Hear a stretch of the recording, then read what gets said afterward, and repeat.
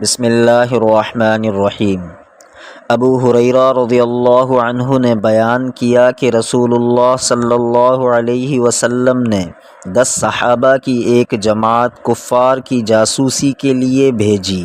اس جماعت کا امیر عاصم بن عمر بن خطاب کے نانا عاصم بن ثابت انصاری رضی اللہ عنہ کو بنایا اور جماعت روانہ ہو گئی۔ جب یہ لوگ مقام ہدات پر پہنچے جو عسفان اور مکہ کے درمیان میں ہے تو قبیلہ حذیل کی ایک شاخ بنو لحیان کو کسی نے خبر دے دی اور اس قبیلے کے 200 تیر اندازوں کی جماعت ان کی تلاش میں نکلی۔ یہ سب صحابہ کے نشانات قدم سے اندازہ لگاتے ہوئے چلتے چلتے آخر ایک ایسی جگہ پر پہنچ گئے جہاں صحابہ اکرام نے بیٹھ کر کھجوریں کھائی تھیں جو وہ مدینہ منورہ سے اپنے ساتھ لے کر چلے تھے۔ پیچھا کرنے والوں نے کہا کہ یہ گٹھلیاں تو یثرب یعنی مدینہ کی کھجوروں کی ہیں، اور پھر قدم کے نشانوں سے اندازہ کرتے ہوئے آگے بڑھنے لگے۔ آخر عاصم رضی اللہ عنہ اور ان کے ساتھیوں نے جب انہیں دیکھا تو ان سب نے ایک پہاڑ کی چوٹی پر پناہ لی۔ مشرکین نے ان سے کہا کہ ہتھیار ڈال کر نیچے اتر آؤ، تم سے ہمارا عہد و پیمان ہے، ہم کسی شخص کو بھی قتل نہیں کریں گے۔ عاصم بن ثابت رضی اللہ عنہ مہم کے امیر نے کہا کہ میں تو آج کسی صورت میں بھی ایک کافر کی پناہ میں نہیں اتروں گا۔ اے اللہ ہماری حالت سے اپنے نبی کو مطلع کر دے۔ اس پر ان کافروں نے تیر برسانا شروع کر دیے اور عاصم رضی اللہ عنہ اور 7 دوسرے صحابہ کو شہید کر ڈالا۔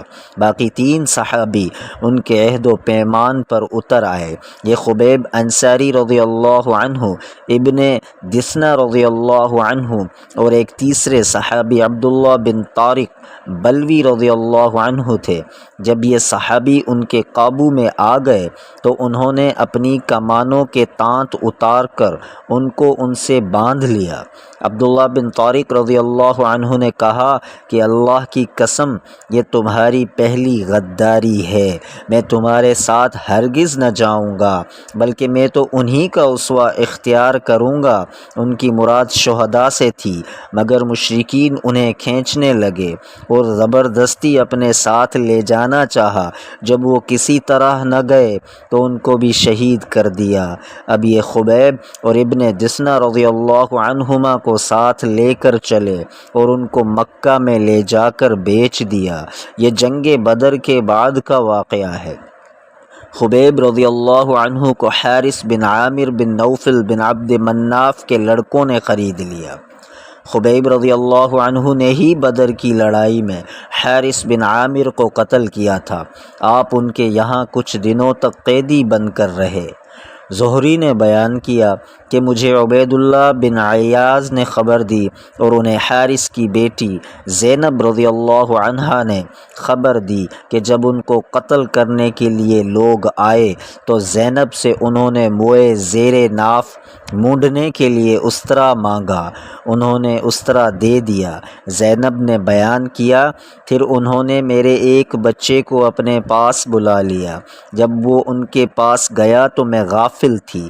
زینب نے بیان کیا کہ پھر جب میں نے اپنے بچے کو ان کی ران پر بیٹھا ہوا دیکھا اور استرا ان کے ہاتھ میں تھا تو میں اس بری طرح گھبرا گئی کہ خبیب رضی اللہ عنہ بھی میرے چہرے سے سمجھ گئے۔ انہوں نے کہا تمہیں اس کا خوف ہوگا کہ میں اسے قتل کر ڈالوں گا۔ یقین کرو میں کبھی ایسا نہیں کر سکتا۔ اللہ کی قسم کوئی قیدی میں نے خبیب سے بہتر کبھی نہیں دیکھا۔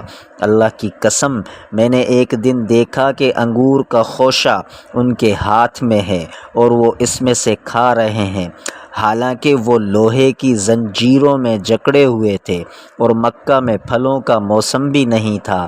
کہا کرتی تھیں کہ وہ تو اللہ تعالیٰ کی روزی تھی۔ جو اللہ نے خبیب رضی اللہ عنہ کو بھیجی تھی۔ پھر جب مشرکین انہیں حرم سے باہر لائے تاکہ حرم کی حدود سے نکل کر انہیں شہید کر دیں، تو خبیب رضی اللہ عنہ نے ان سے کہا کہ مجھے صرف 2 رکعت نماز پڑھ لینے دو۔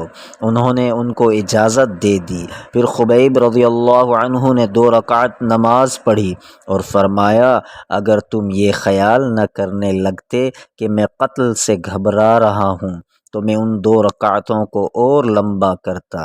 اے اللہ، ان ظالموں سے ایک ایک کو ختم کر دے۔